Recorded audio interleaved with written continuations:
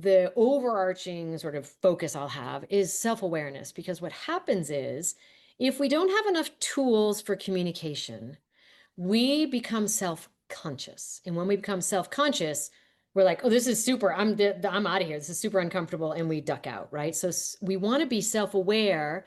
And if we start getting self-conscious, it usually means we don't have enough tools. So the tools are really simple in that annoying way. Meaning that, like, I've heard these before. It's not like, some earth-shattering thing. Some of them are unusual. So one of them will be simply to remember breathing. That's the obvious one. And yet, the one that most usually escapes us. All right. So that concept of, wait a minute, I've stopped breathing, because our body will instinctively stop breathing if we feel threatened or if we're worried about anything.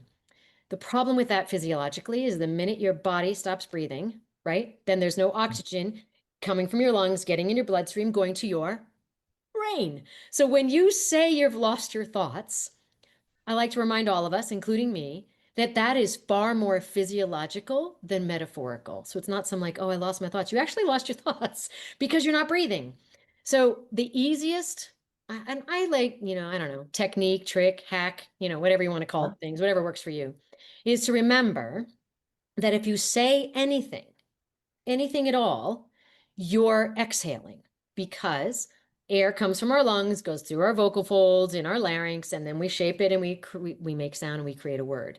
So if you simply say, huh, or right, or wait a minute, or let me think about that, or oh, that's a question I hadn't considered. Any of that happens on the exhale, gets you breathing again.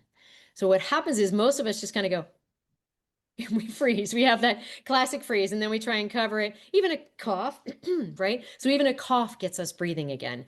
So because we're designed as a vacuum, so we exhale and then the air comes in automatically. The information and the guidance that we've given people to inhale, like take a deep breath. Take a deep breath is one of the most confusing things, because your body's like, I don't want air. I want you to get air out and like let me automatically breathe in. So if you take a deep breath, we tend to be super shallow.